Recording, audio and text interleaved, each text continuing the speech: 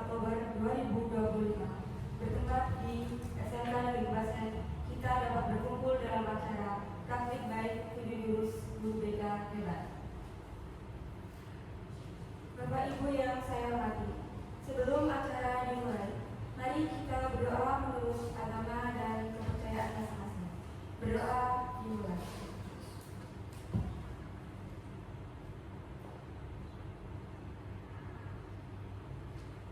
Selesai. Acara selanjutnya sambutan oleh Kepala SMK Negeri Klaten kepada Bapak Prihatini dan Ketua SPDN. Silakan.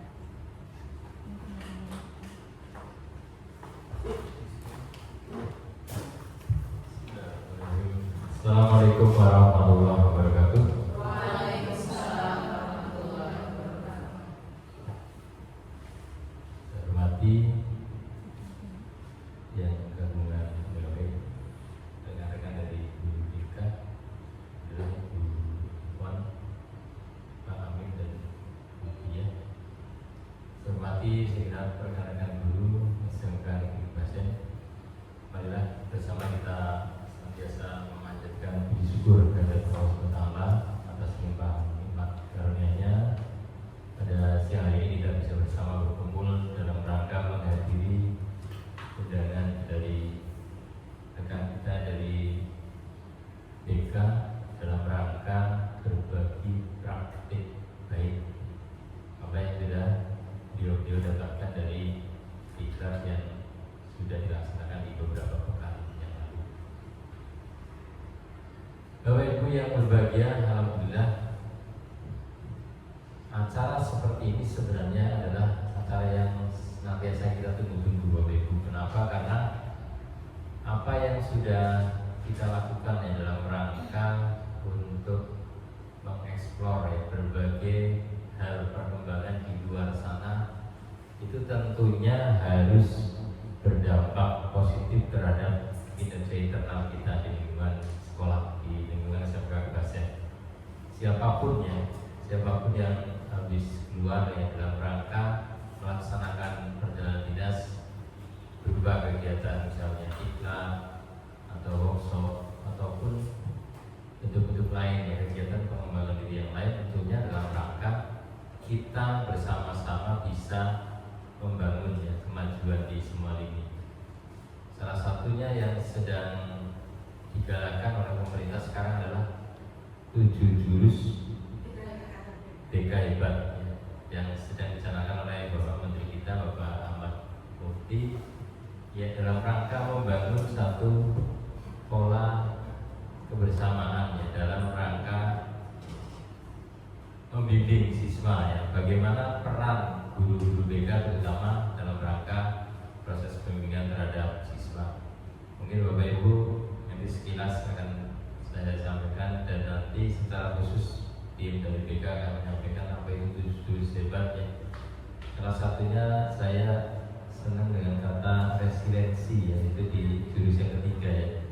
Resiliensi adalah daya juang ya, ketahanan dan growth mindset yang sudah lama kita bangun ya, insya Allah. Bagaimana kita punya daya tahan ya, kalau sering mungkin saya menyampaikan ke anak-anak, kalau upacara ya seperti tadi pagi itu, upacara itu baru 10 menit, 15 menit sudah pada ramai sendiri, itu berarti resiliensinya kurang ya, atau daya tahannya kurang. Bagaimana seorang anak berproses terutama dalam pembelajaran itu mempunyai stamina yang bagus, baik itu fisik maupun mentalnya. Jadi tidak pingsan, tidak reang ya. Artinya kalau upacara itu kan bukan kreativitas inovasi, tapi adalah taat aturan ya. Harus diam, harus itu contoh-contoh kecil seperti itu. Sehingga Bapak Ibu, bagaimana nanti berbagai praktik baik yang akan kita dengarkan ya dari beliau bertiga, tentunya ini adalah upaya-upaya positif kita yang harus selalu kita sambut dengan tangan terbuka dan kemauan untuk membuka diri untuk membangun growth mindset atau mindset bertumbuh kita ya. Jadi kita setiap saat harus ada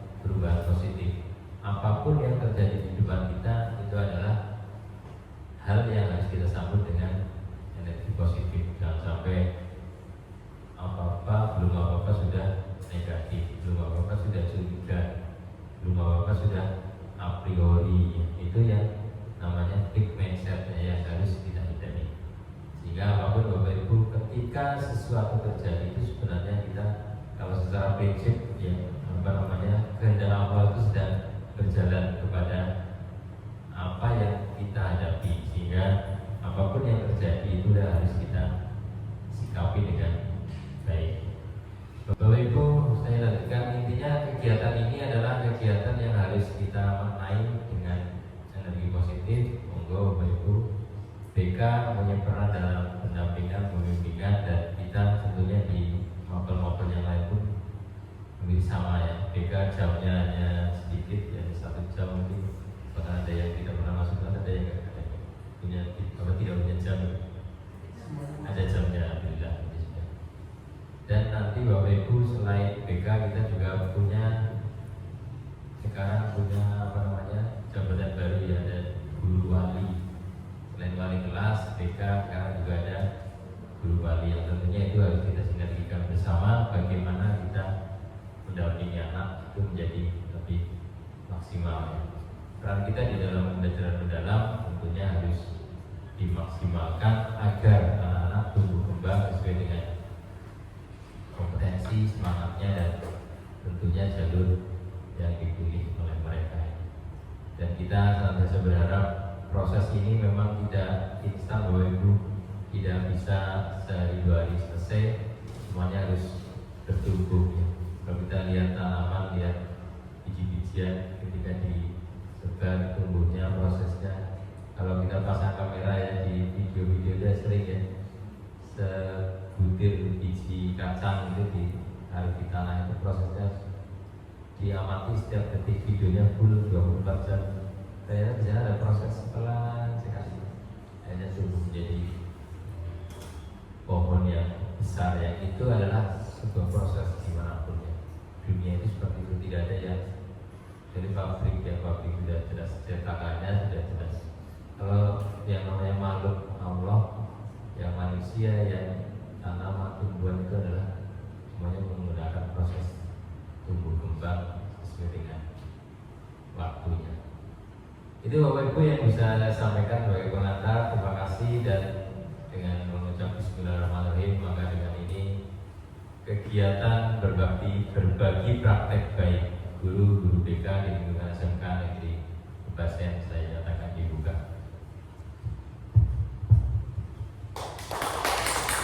Terima kasih, salam semangat, salam sehat. SMK bisa, SMK hebat, SMK Negeri Kebasen Luar biasa. Saya ini Assalamualaikum warahmatullahi wabarakatuh. Waalaikumsalam warahmatullahi wabarakatuh.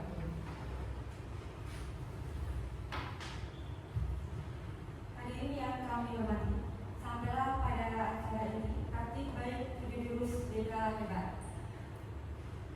Nanti dari kami bertiga akan menyampaikan 7 jurus hebat dari saya, Sulawesi, dan rekan saya Bapak Amin Prasetya dan Ibu Dia dari sebelum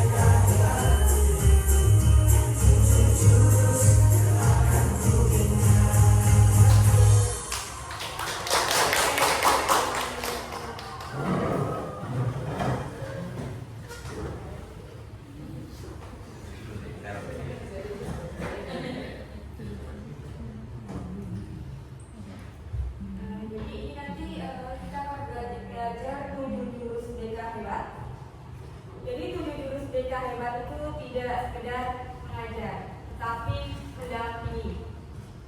Ini untuk panduan umum IPTK dari Palestina, panduan umum 7 jurus belajar hebat dari Kemendikbudrismen tahun 2025. 7 jurus belajar hebat bukan teori kosong, tetapi bekal hidup buat guru jadi pembimbing murid secara utuh akademik, emosi, karakter, dan masa depan. Apa itu 7 jurus belajar hebat? Modul resmi dari Kemendikbudrismen buat semua guru, baik guru BK, guru kelas, dan guru mapel. Dan sekarang sudah ada guru wali di Bapak Ibu. Tujuannya agar semua guru bisa, pertama, mengenali potensi murid. Yang kedua, mendampingi perkembangan emosi. Yang ketiga, membantu tumbuhnya karakter tangguh. Yang keempat, menciptakan ekosistem belajar yang sehat.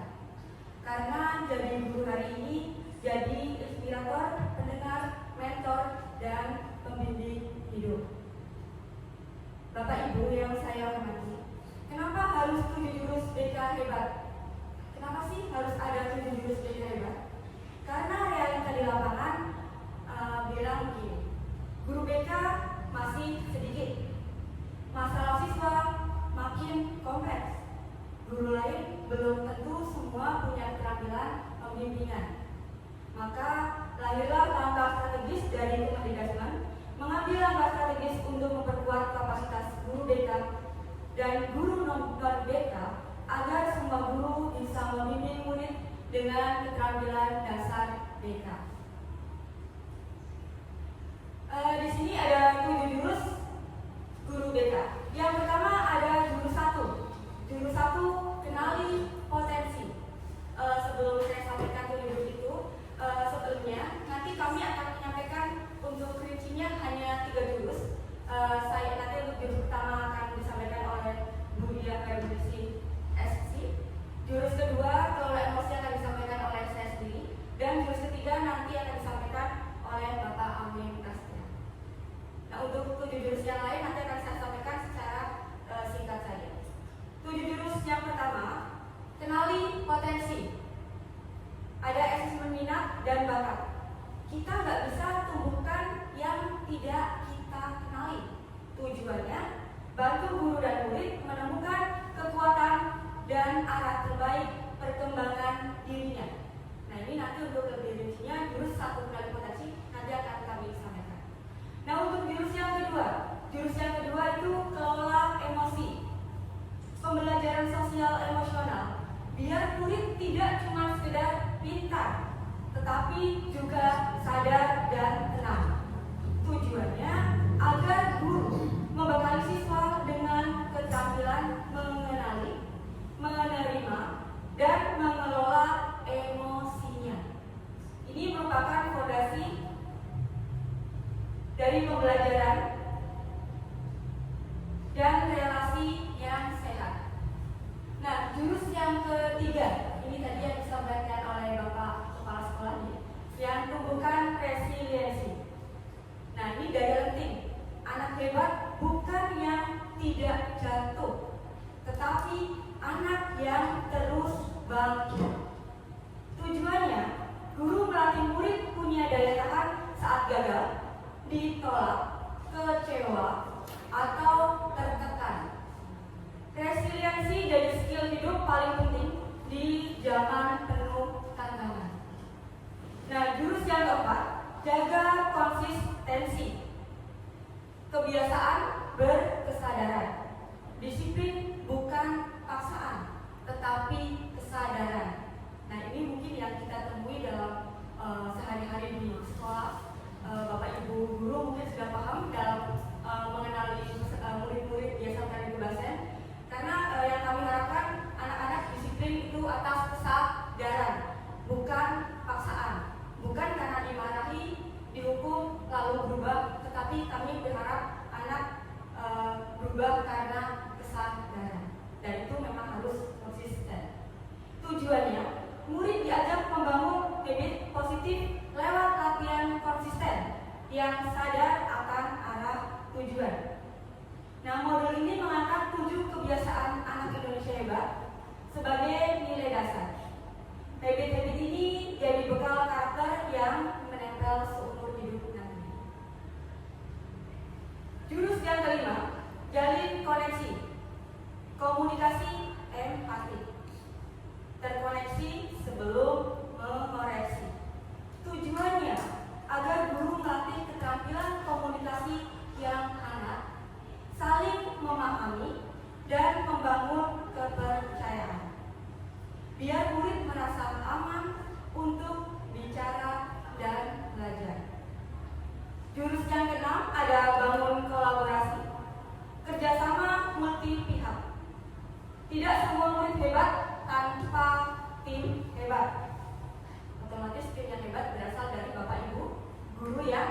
hebat.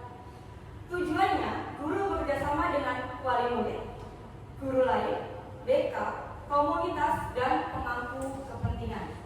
Karena perubahan murid perlu dukungan semesta. Untuk jurus yang ketujuh, jurus yang terakhir, ada menata situasi. Lingkungan belajar yang aman, nyaman, dan menggembirakan. Sebelum anak bisa belajar, mereka harus merasa aman terlebih dahulu. Betul atau tidak, Bapak Ibu? Tujuannya, guru menciptakan ruang belajar yang bebas dari intimidasi, diskriminasi, dan tekanan, supaya sekolah itu jadi tempat pulang, bukan pelarian. Seperti itu untuk gambaran 7 jurus BK hebat. Nah, untuk selanjutnya, jurus pertama akan disampaikan oleh Ibu Diah Regina, SSI. Kepada Ibu Diah Regina, kami persilakan.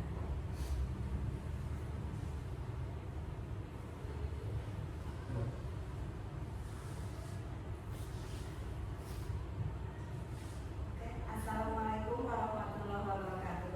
Waalaikumsalam. Saya ucapkan terima kasih ya kepada Bapak Ibu yang sudah menyempatkan untuk datang ke acara ini. Langsung saja ya, saya akan menyampaikan sedikit dari jurus yang pertama, yaitu kenali potensi. Tentunya kenali potensi sudah tidak asing ya bagi Bapak Ibu semuanya. Namun ketika kita menanyakan kepada anak didik kita, Mas, Mbak, potensi kamu apa sih? Nah, mereka sering menjawabnya seperti ini, Bu, saya tidak punya potensi. Nah, gitu kan. Masa sih setiap orang kan punya potensi. Kenapa? Pas OJK yang pertama, saya menerapkan jurus yang pertama ini. Setiap manusia itu mempunyai potensi yang sangat unik ya. Jadi potensi setiap orang itu tidak sama. Karena potensi setiap orang tidak sama, berarti kan yang namanya kecerdasan itu berarti kan majemuk yang tidak benar. Untuk lebih jelasnya, saya akan memperkenalkan aplikasi. Bapak Ibu berkenan untuk membuka HP ya? Ada kuotanya semuanya? Kalau yang tidak ada kuota, boleh nanti mau tethering ke teman. Kalian di sana teman dulu ya. Silakan dibuka HP-nya. Sudah? Silakan buka Google. Buka Google boleh. Silakan ketik aku pintar. Aku pintar. Nah, di situ kan ada tes kemampuan ya, ada tes kemampuan. Silakan diklik. Ya, silakan dipahami petunjuknya. Itu ada pendapatan.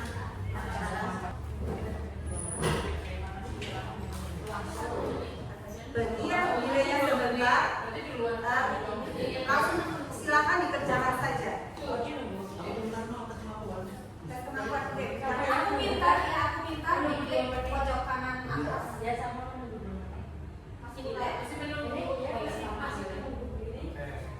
Aku pintar ya, diklik. Aku pintar.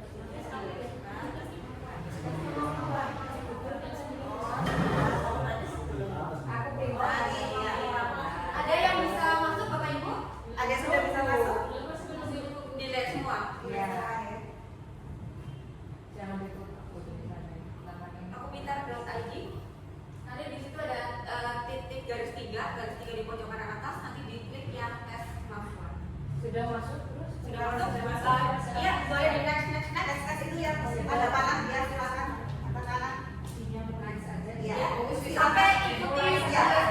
Silakan coba dikerjakan. Yang bisa lebih mempersilakan silakan bisa. Silakan dikerjakan dengan iya. 2 menit. Kerjakan sampai selesai.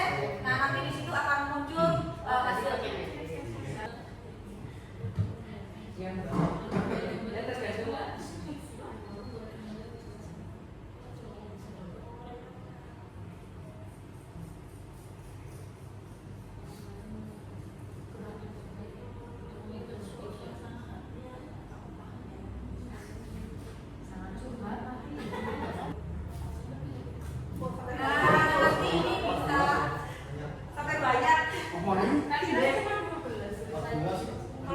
30-an. Ya. Dan di situ bukan hanya tes kemampuan saja, banyak tes-tes yang bisa diakses. Jadi nanti barangkali sempat bisa mencoba di rumah untuk mengetahui tes struktur badan yang ada.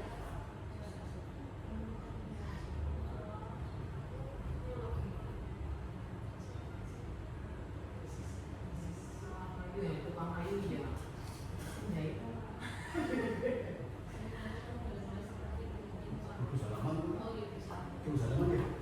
Udah salaman. Kira itu.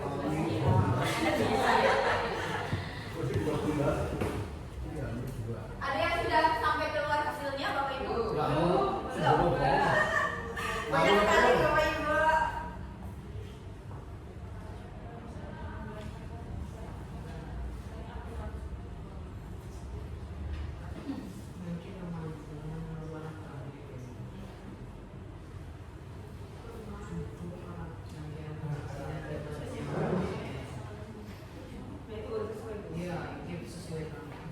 Ada yang sudah sampai hasil?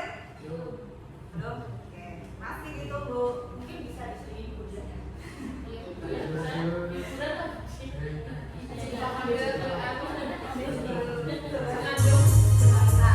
kita ini lagu pengerjaan diiringi lagu ini ya, judul PKK kita, biar suasananya tidak sunyi, ya. Dan semoga nanti dapat ibu guru semua yang ada di sini jadi hafal. Dan kebetulan kita teman-teman anak-anak didik.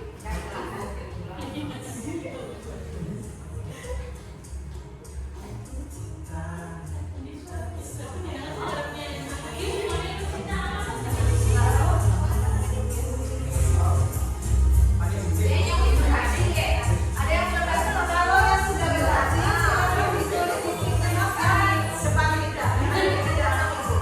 Silakan ditulis hasilnya.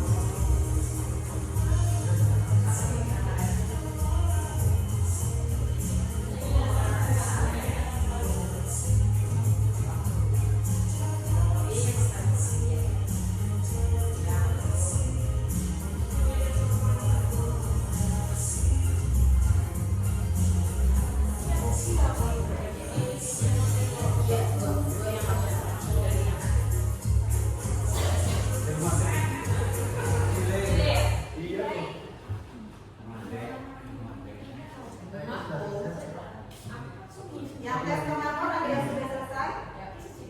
Kalau yang bagi yang sudah selesai silakan langsung aja di tes yang gaya belajar ya.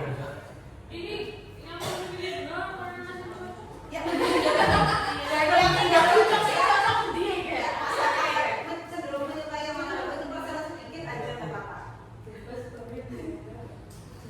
Tes berhasil terus lihat hasil. Lihat hasil yang paling besar. Kamu termasuk tipe Yang paling besar, yang besarnya kita. Silakan ditulis hasilnya bersama konsentrasinya dua.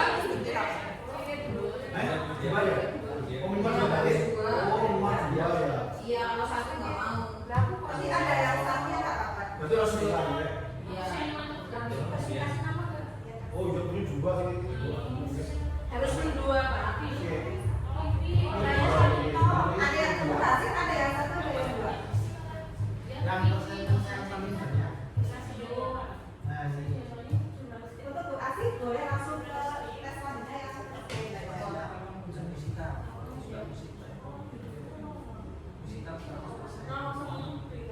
Nasi dari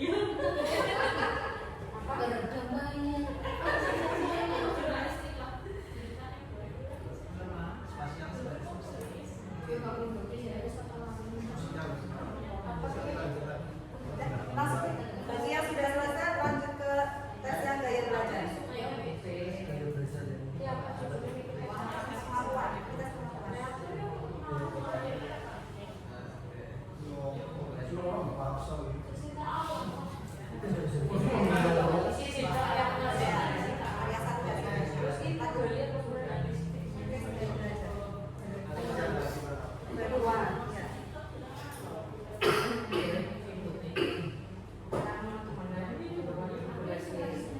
Untuk yang tes gaya belajar pertanyaannya tidak sebanyak yang tes kemampuan ya. Tes gaya belajar.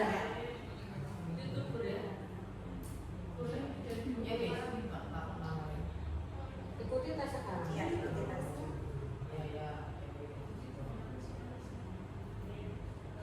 Mulai sekarang. YouTube.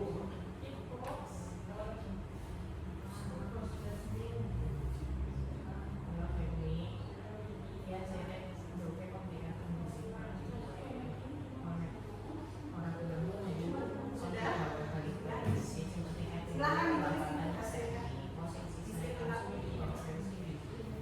Hasilnya ada yang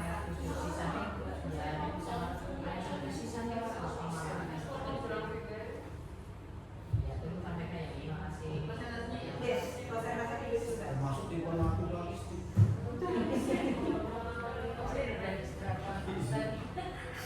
Tes apa lagi? Ini tes apa lagi? Tes gaya belajar dulu. Dosen. 6 tahun. Enggak, tes gaya belajar. Enggak, tes gaya belajar aja. Tes gaya belajar.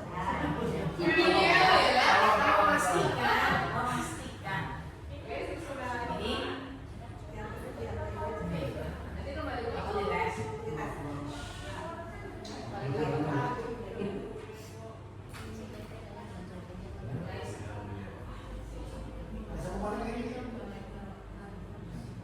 Kemudian, gaya belajar Pak. Tes gaya belajar Pak. biasanya ya, belajar.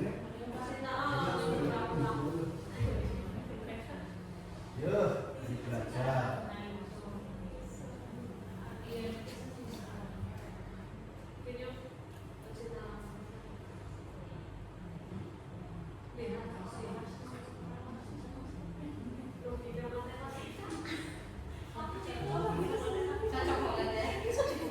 banget ya. Iya, untuk hasilnya silakan ditulis di sini. Orang salah pilih jurusan sama presentasinya. Oh iya. Ini dosen apa ini? Oke, contoh ya. Sebenarnya kan guru matematika.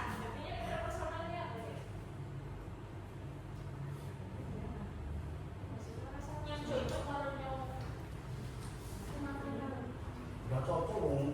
Pilih dulu, kok milih. Kena kok.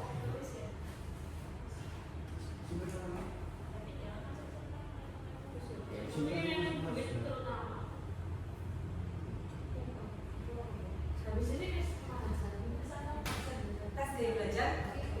Untuk tes gaya belajar pertanyaannya tidak banyak. Oh iya.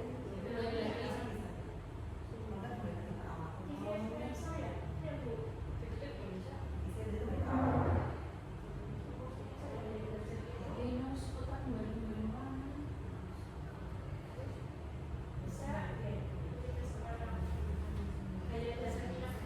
Iya.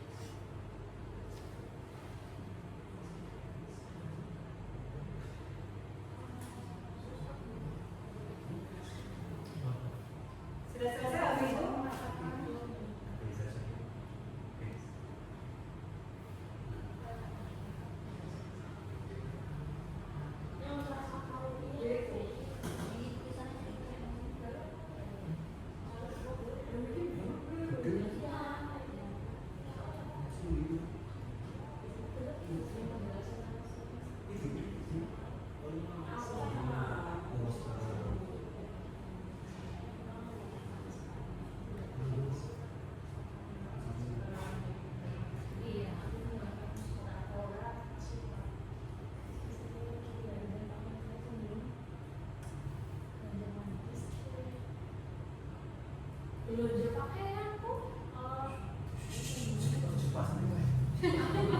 Masing-masing kok. Sudah selesai? Sudah? Sudah banyak yang selesai nih?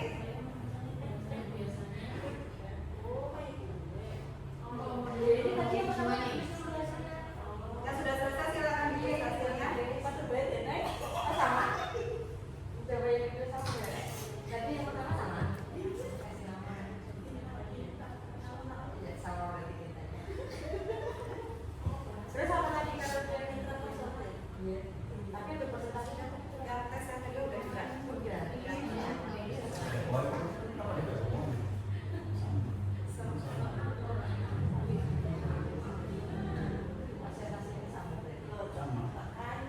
Oke, setiap hasilnya masih berbeda-beda ya. Nah, itu yang dinamakan adalah apa? Setiap kemampuan manusia itu berbeda-beda. Nah, contohnya begini. Misalkan kita punya murid, dia tidak pandai matematika, tidak pandai hitung-hitungan. Maksudnya dia lebih pandai ke misalkan olahraga. Dia lebih pandai olahraga, dia pintar voli, pintar senam lantai. Nah, seperti itu. Jadi kita harus paham potensi yang dimiliki murid-murid kita seperti apa. Ketika kita paham potensi yang dimiliki oleh murid-murid kita, otomatis kita akan bisa mengarahkan anak ini kemana, dan potensi itu bisa digali dan dikembangkan lebih maksimal lagi oleh Bapak Ibu semuanya. Saya akan bertanya deh kepada salah satu Bapak Ibu guru yang ada di sini. Aku di deh, aku dulu.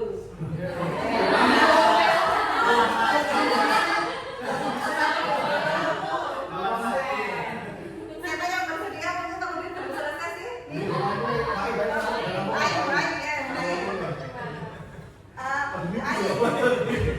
Apabila proses asesmen dilakukan pada murid, bagaimana Bu Ain memanfaatkan hasil asesmennya?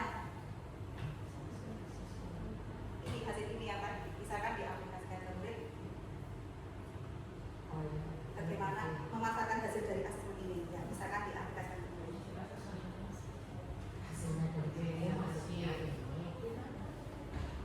Dan apabila proses asesmen dilakukan pada murid, bagaimana Anda memanfaatkan hasil asesmennya? Misalkan ini diaplikasikan ke murid, murid sudah mengerjakan. Nah, terus Anda sebagai guru memanfaatkan hasil asesmennya seperti apa? Ya, terus setelah tahu hasilnya, bagaimana? Kalau ini digunakan untuk asesmen kepada siswa dan murid di kelas, jadi nanti saya mendapat hasil asesmen itu bisa digunakan untuk nanti cara mengajar saya kepada anak-anak. Ya. Ya. Oke, beri tepuk tangan untuk Bu Ain.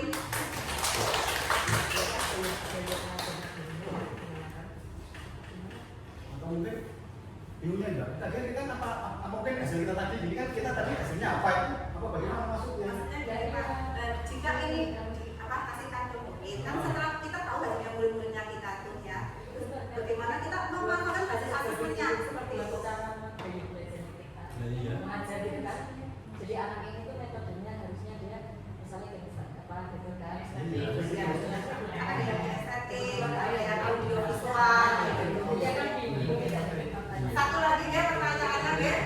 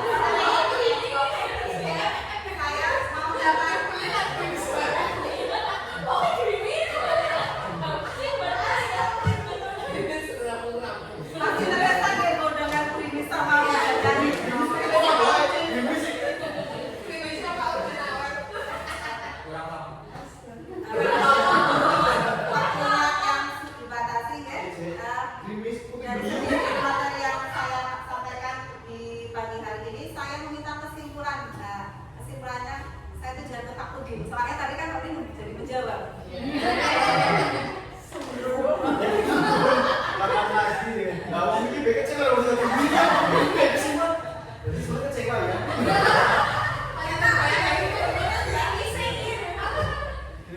Terima kasih ada tim BK, ada Mbak Ivon, ada Mbak Dia, dan ada Mas Ami.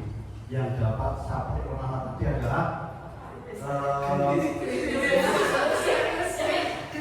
bagaimana cara kita mengenali potensi diri maupun gaya belajar kita bisa dengan mudah kita lakukan melalui aplikasi yang tersedia. Jadi kita tidak repot-repot untuk membuat instrumen kepada anak siswa begitu, sehingga sudah dimudahkan begitu.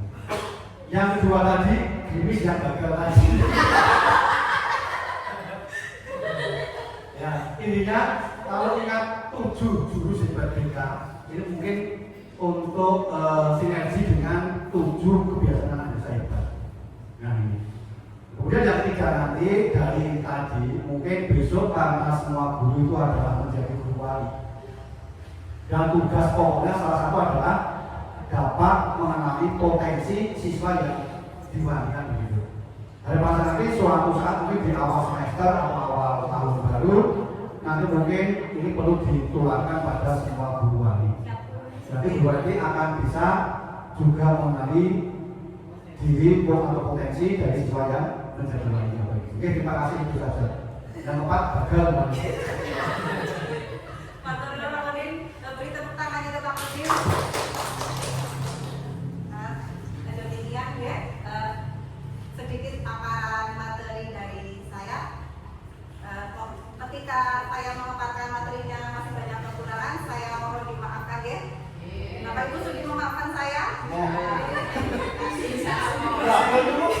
Untuk selanjutnya, jurus yang kedua adalah kelola emosi yang akan disampaikan oleh Bu Ivon Maurisia SPD. Monggo Bu Ivon, silakan.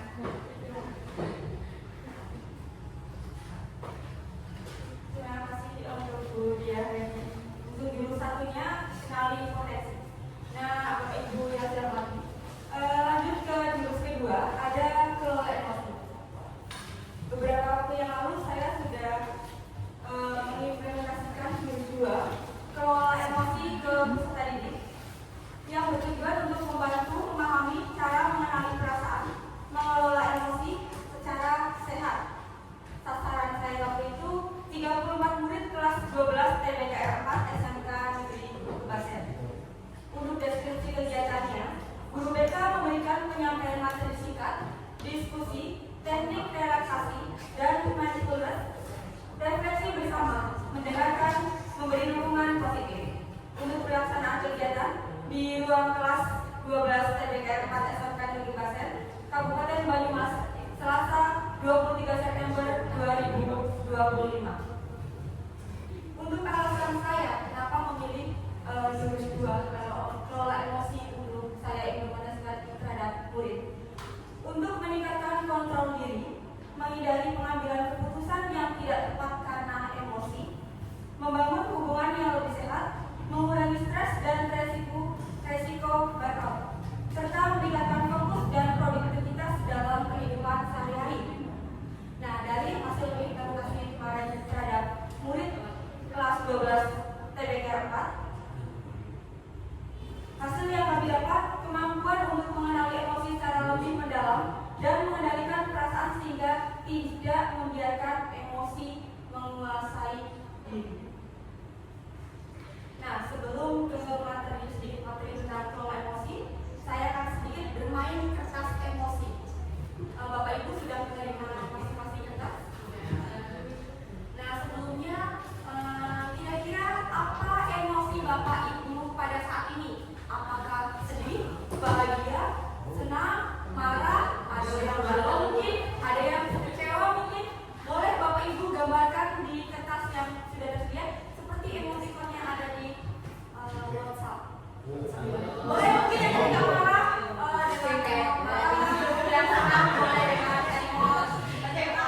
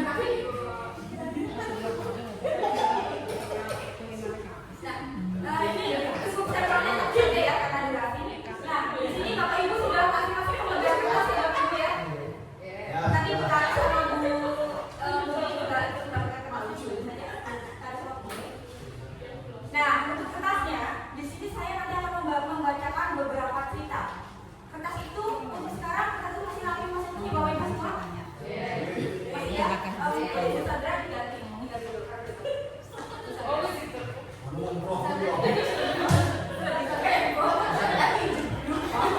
Ada yang sudah di emosi Bapak Ibu sudah memegang tas masing-masing yang sekarang posisinya masih rapi, masih utuh. Oke. Nah, setelah ini saya akan membacakan beberapa cerita. Dan dari cerita saya, Bapak Ibu silakan ekspresikan. Emosi itu kan bukan hanya bahagia, ada marah, sedih, kecewa, takut, seperti itu. Nah, dari cerita saya yang akan saya bacakan nanti, Bapak Ibu luapkan dalam cerita tersebut. Jika marah mungkin boleh diremas, boleh diinjek-injek, boleh disobek-sobek. Nah, jika Bapak Ibu tidak marah bahagia, boleh dilus-lus. Kalau mungkin Bapak Ibu mendengar cerita saya, bahagia boleh. Nanti jika memang ekspresinya itu emosinya bahagia, boleh dilus-lus. Atau mungkin Bapak Ibu mempunyai kesabaran yang tidak terbatas. Kalau kita biasanya kalau sabar gimana Bapak Ibu? Pasti sabar. Nah, kali ini yang dilus-lus apa? Kertasnya sabar juga. Cerita yang pertama, pagi itu Bapak Ibu guru berangkat ke sekolah mengendarai sepeda motor. Bahan ajar yang sudah disiapkan rapi digantungkan di motor. Namun, beberapa meter sebelum sampai sekolah, motor mendadak mogok karena kehabisan bensin. Dengan susah payah, Bapak Ibu mendorong motor hingga sampai ke sekolah. Sampai sekolah, bagaimana kira-kira perasaan Bapak Ibu?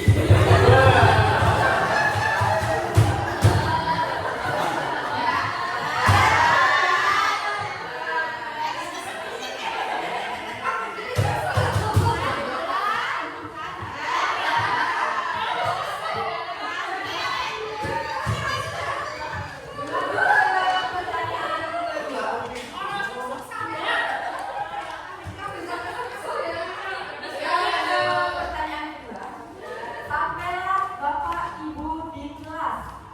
Hampir semua murid datang tepat waktu.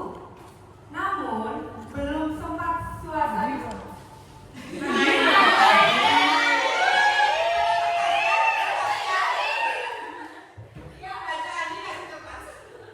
Namun belum sempat suasana stabil, Andi masuk terlambat. Saya hanya menunduk sambil berkata, maaf Bu, Pak, saya telat.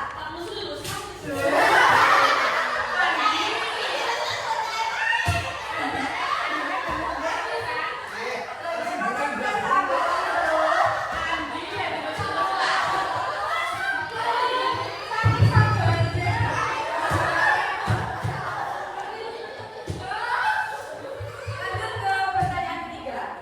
Pelajaran pun dimulai. Namun saat akan menggunakan bahan ajar yang sudah disiapkan, Bapak Ibu guru tersadar bahwa bahan tersebut tidak ada. Dicari ke sana kemari, tapi tetap tidak dibutuhkan. Dengan terpaksa Bapak Ibu melanjutkan mengajar seadanya.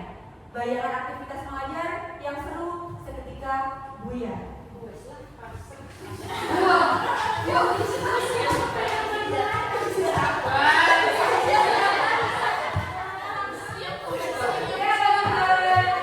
Di tengah pelajaran, saat Bapak Ibu mengajar, Andi terlihat tidak memberikan perhatian. Dia duduk di bangkunya. Saat didekati, ternyata Andi sedang terlelap tiduran.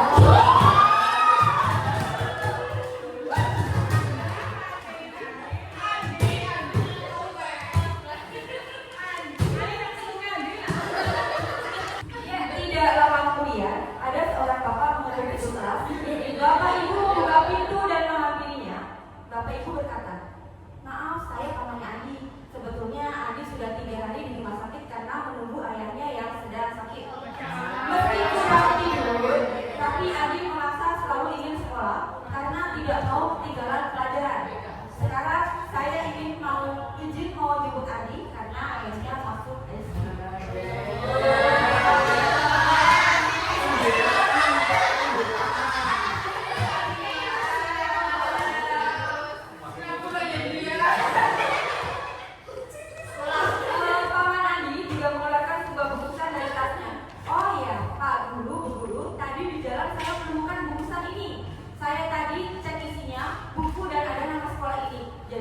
bawah. Siapa tahu ibu guru bisa mengembalikan kepada pemiliknya. Bu guru melihatnya dan ternyata itu adalah bahan ajarnya yang tadi dia cari-cari. Ani dan mamanya pun berpamitan.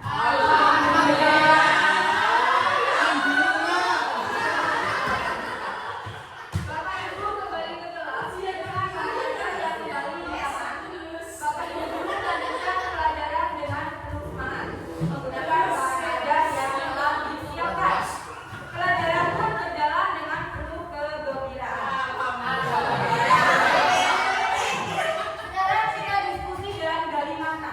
Bagaimana kondisi kertas yang Bapak Ibu pegang sekarang? Apakah Bapak Ibu merasa menyesal dengan apa yang sudah dilakukan pada kertas?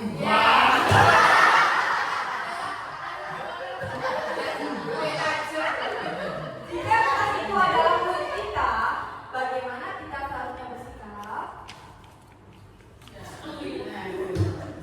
Mungkin ada yang memberikan contoh? Bu Asih? Ini pertanyaan sikap mana Bapak? Kalau bisa dia jangan ya. Yang ketiga, tadi sudah melihat beberapa kertas kondisinya seperti apa? Terima kasih atas kesempatannya. Kertas itu adalah kulit kita, bagaimana seharusnya kita bersikap. Jadi hubungan antara murid dan guru itu kan mencerminkan keseharian yang seharusnya di pembelajaran. Ketika tadi dari emosi yang dua-dua, ya manusiawi kalau kita emosi. Artinya ya dongkol mungkin pasti, jengkel pasti, tapi pada dasarnya saya sendiri ya hanya saya harus bagaimana. Dan anak itu saya apakan, kalau anak itu saya apakan pasti pergi. Karena dibilang seperti itu, tapi Kalau saya sendiri pribadi, astagfirullahaladzim, pasti kalau sudah dari tapi saya harus bagaimana supaya apa?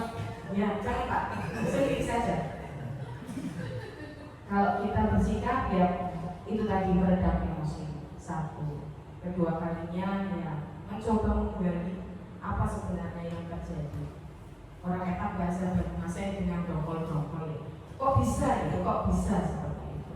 Nah pada akhirnya ada hal yang tadi karena ada alasan orang tuanya sakit, sampai masuk rumah sakit, dan disikap melangsa juga. Jadi kita bersikapnya ya yang meredam emosi tadi, bagaimana supaya kita bisa menggali situasi yang sebenarnya sehingga kita tidak lepas kontrol dan tidak menggunakan kalau seandainya tadi kita luapkan emosi kita gitu, ngomong kasar dan lain sebagainya, kan penyesalan pasti. Jadi ya begitu. Terima kasih. Kalau tidak memuaskan ya mohon dimaafkan. terima kasih sekali luar biasa Wasi jawabannya. Nah, ini ya lanjut ke jurus BKMA. Untuk jurus kedua ada role emosi. Tadi sudah saya sampaikan gambaran emosi melalui sedikit cerita. Emosi stabil itu sama dengan belajar maksimal. Betul Bapak Ibu. Halo. Emosi stabil sama dengan belajar maksimal. Bayangkan mencoba belajar saat pikiran kacau karena marah, cemas atau sedih, mustahil.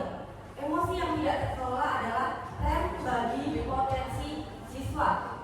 Tugas kita membantu mereka melepas rem itu dan menemukan kendali. Mari kita cari tahu apa yang harus diperhatikan oleh guru. Yang pertama, kembangkan empati, mindfulness, compassion, critical thinking. Empati merupakan sebuah kemampuan yang dimiliki dalam memahami murid dan perhatian terhadap emosi yang dimiliki oleh murid yang ditunjukkan melalui perilaku mereka. Mindfulness merupakan kemampuan individu untuk sadar akan pengalaman yang dimiliki sehingga mau menerima situasi apapun tanpa menghakimi diri sendiri. Melalui compassion, seorang dapat membatasi perasaannya terhadap orang lain sehingga dapat mengurangi personal distress akibat respon yang berlebihan terhadap perasaan orang lain. Critical inquiry adalah bagian dari MNC yang berfokus pada kemampuan untuk bertanya secara mendalam, mengevaluasi informasi secara objektif, dan mencari pemahaman yang lebih komprehensif. Yang kedua ada self awareness. Kadang kita merasakan perasaan yang tidak enak tanpa tahu sebabnya. Mungkin Bapak Ibu guru pun pernah mengalami itu. Betul?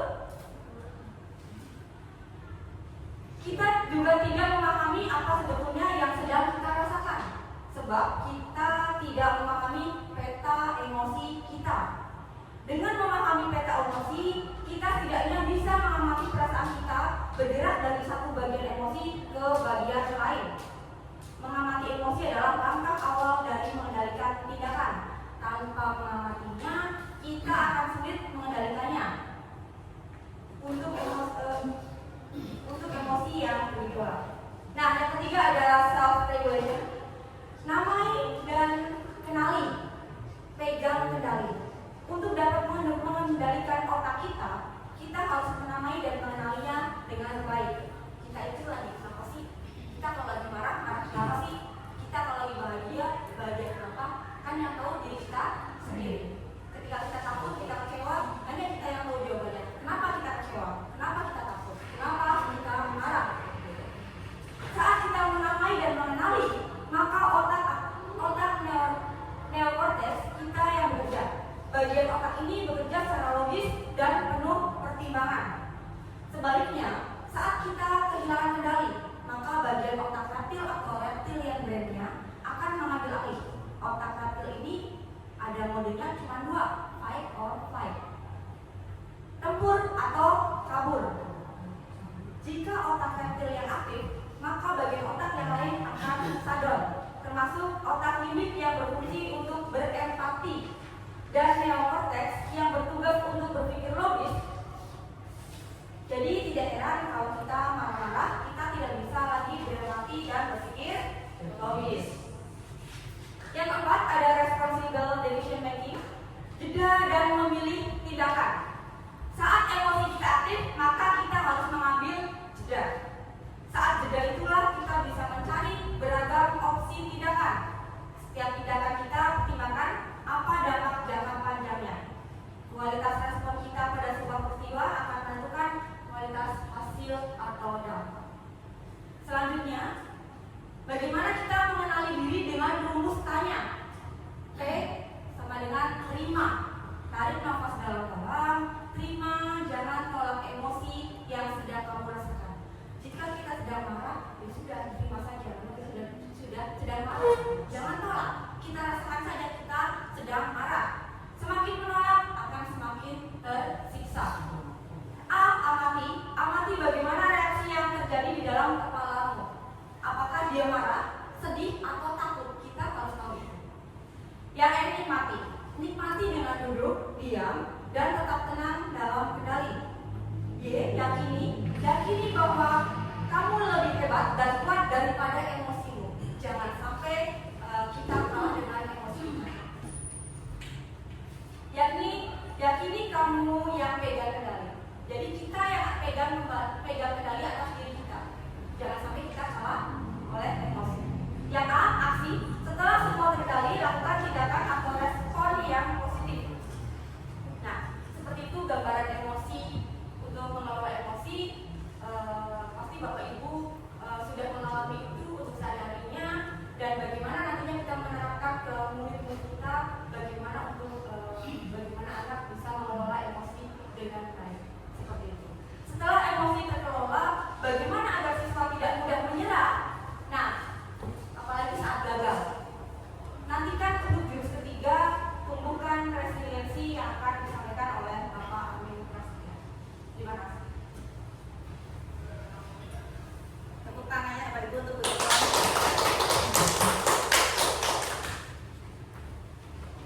Baik, Assalamualaikum warahmatullahi wabarakatuh.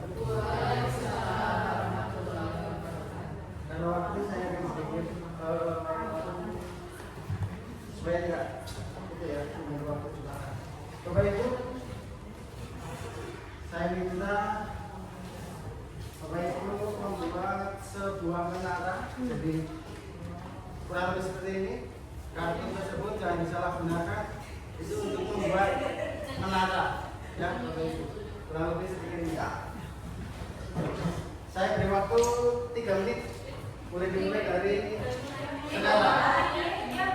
Bagaimana memanfaatkan dalam banyak jenis? Iya. Kita kelompok ini buat 3 orang. Oke. Ya. Jadi Satu kelompok 3 orang. satu kelompok terdiri dari 3 orang.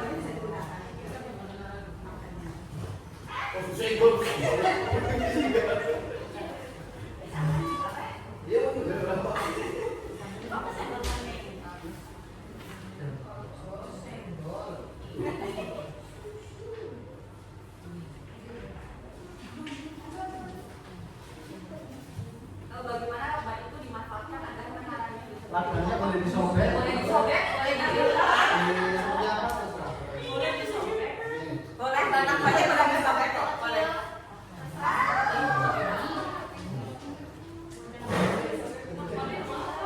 Boleh dimanfaatkan lakbannya.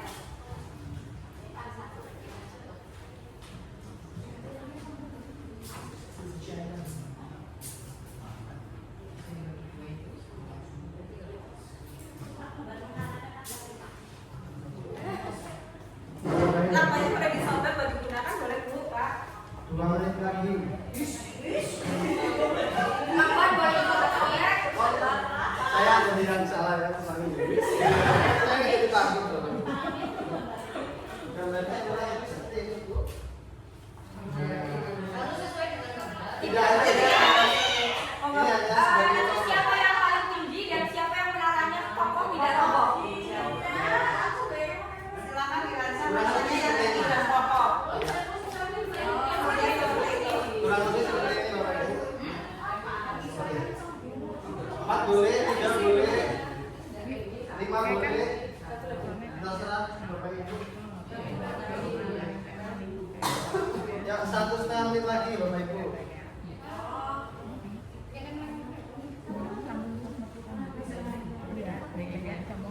Alamatnya kalau satu sini kali ya. Oke.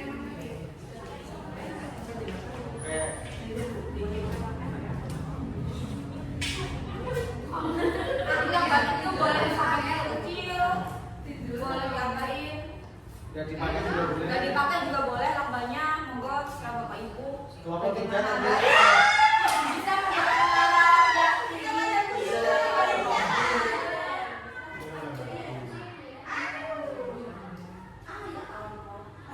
Ini kayaknya ada yang sudah berdiri kokoh ya.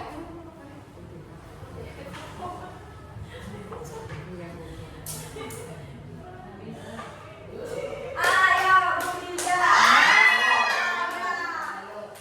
Ayo Kak Udin, bubar. 1 menit lagi. Ayo Bu Sulis.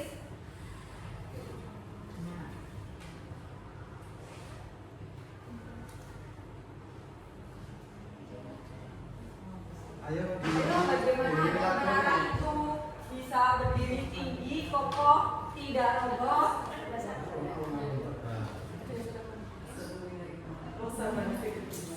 Oke. Karena ini butuh effort ya. 30 detik lagi. Bapak Ibu. 30 detik harus mengerjakan. Kita udah makan bisa sampai kopi aja.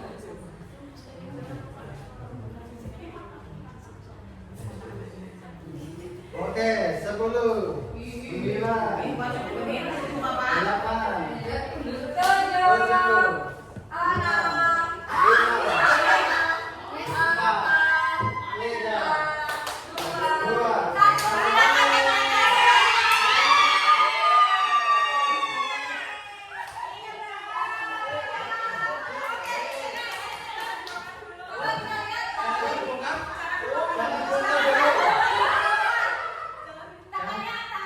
jangan disentuh dulu Bapak Ibu.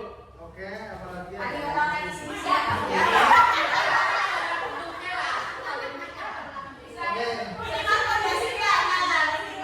Baik, nomor 2 paling tinggi bisa kita saksikan bersama ya.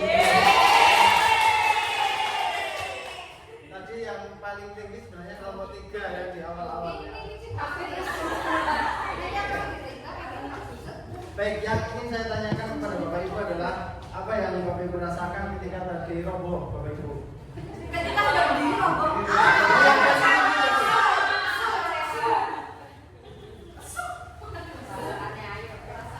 Iya, perasaan. Ini di rombongan tadi. Jangan dulu, jangan disentuh. Tadi kita udah bagus kelasnya udah sampai tinggi kayak gitu ya. Tiga tingkat ya, Bu, berarti ya? Tiga tingkat. Cuma karena ini apa ya? Kita tanpa Permukaannya. menggunakan Oh, nggak sedang ngomong. Oh, iya. Terus Bapak mau bikin apa malah udah roboh dulu gitu. Oke. Terus bangun pas diterapkan gini langsung roboh lagi. Jadi ya udah. Sakit hati nggak, Bu? Kecewa aja. Kecewa. Ada saling menyalahkan atau tidak, Bu? Di situ di kelompok 3 ada yang saling menyalahkan nggak? Tidak. Mau di Mac ya? Tidak. Malah tadi gini, hari ini bikin video tadi kan Oh, gitu ya? ada yang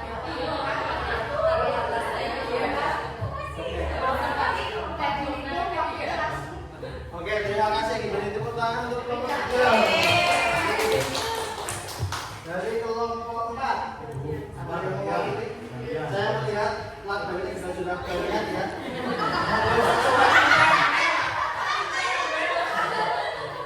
Perasaannya ya Pak. Oke. Kalau yang pertama ya tentunya kecewa ya. Tapi bisa ini kok apa ya sudah jadi. Tadi sampai tinggal satu lagi paling atas. Tiga tingkat ya, Bu, ya. Bawahnya Ambrol gitu. ya pertama tentunya. Oh iya. Tapi tentunya di sini ada beberapa yang hikmah yang kita ambil. Yang pertama tentunya ada yang kerjasama untuk satu dalam membangun fondasi. Tentunya perlu adanya solidaritas atau kesolidan.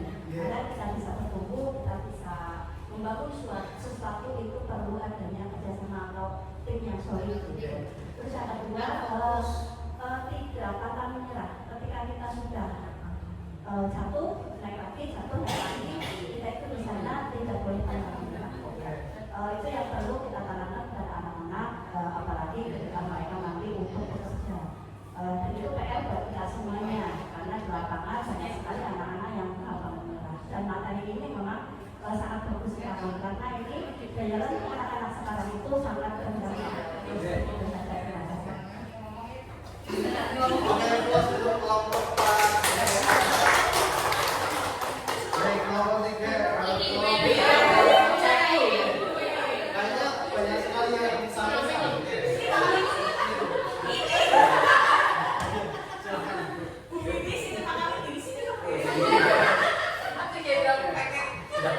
Untuk dari kelompok kami, jadi kita sempat sih agak tinggi ya, tentunya. Tapi tiba-tiba ini biasa banyak dipanggil dari tangannya senggol ya. Pada yang apa sih Kecewa. tinggi ini? Pasti kecewa, ya wajar karena manusiawi ya. Karena kita sudah membuat kemudian roboh dari kelompok ini dan menyalahkan bahwa tentunya masih ada mentor semua.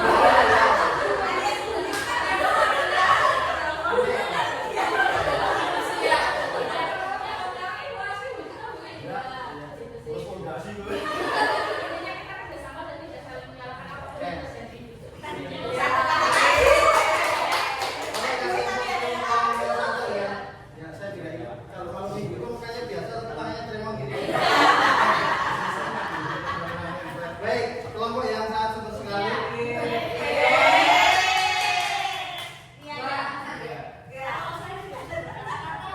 Kita yang bersama yang menaranya paling tinggi setinggi harapan kita.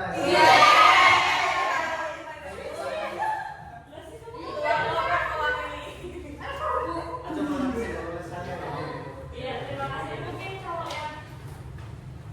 yang lain pada mengucapkan tadi rasa kecewanya ya, tapi di dalam saya kebetulan tidak ada yang dengan masalah kita melihat kerjaan kita itu tidak banyak kelompok lain fokus dalam kerjaan kita, kemudian percaya pada bagiannya masing-masing ya, karena ada potensi masing-masing ya, potensi masing-masing. Oke.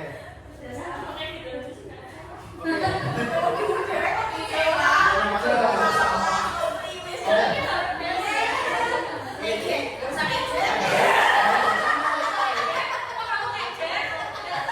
Baik, terima kasih Bapak Ibu. Dari kelompok 2 menyatakan tidak ada kekecewaan sama sekali. Dari kelompok 1, 3, dan 4, apakah ada yang ingin mewakili meniup pendapat tersebut?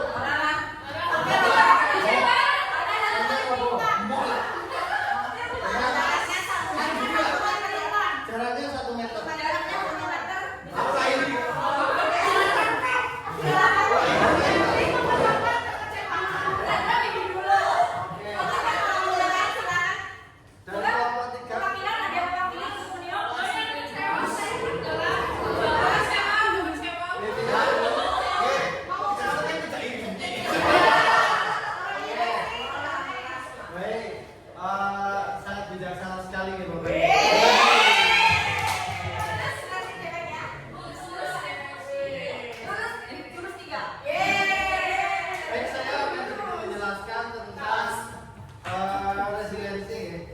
Tadi pertanyaannya, pernahkah Bapak Ibu itu merasa gagal atau selama hidupnya tidak pernah ada masalah? Baik, ketemu sama teman itu ada masalah.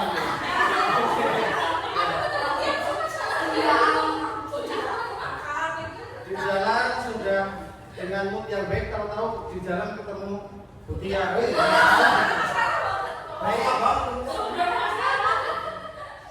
udah bukannya udah masalah. Oke. Resiliensi itu gambarnya adalah ketika kita membuang bola ke lantai, bola karet itu akan jatuh ya. Nah, jatuhnya itu adalah tentang apa tadi ya?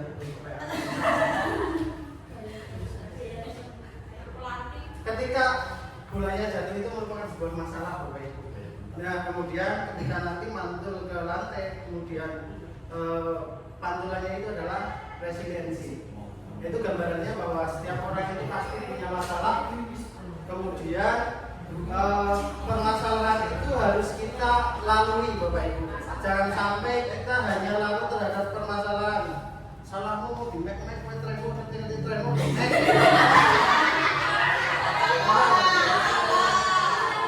Itu sebagai contoh ya. Nah, kita akan lebih terfokus terhadap bagaimana caranya untuk menara itu bisa setinggi harapan kita gitu. Nah, mungkin itu sedikit yang saya sampaikan ya. Semoga bisa bermanfaat untuk Bapak Ibu semuanya. Yang intinya adalah ada dua tipe pola pikir. Yang pertama adalah growth mindset, yang pertama adalah fixed mindset, yang kedua adalah growth mindset.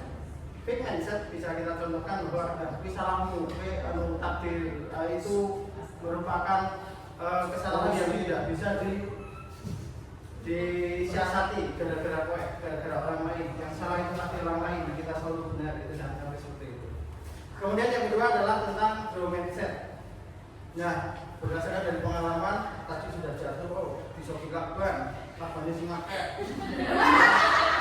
Mungkin kartunya dijilat biar rangket ya sih, dan sebagainya. Itu merupakan growth mindset.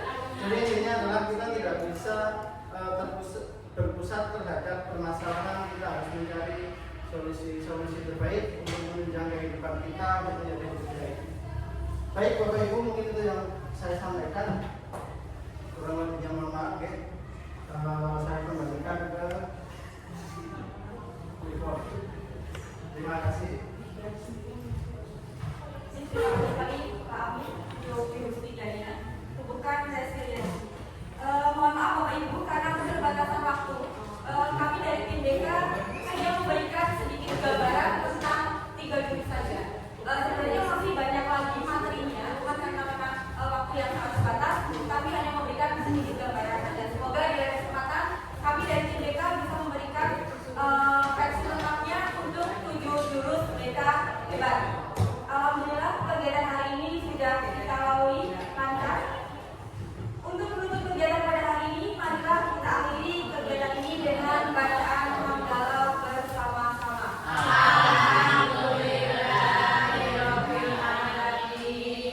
Kami dari tim DK mengucapkan banyak terima kasih atas perhatian Bapak Ibu semua.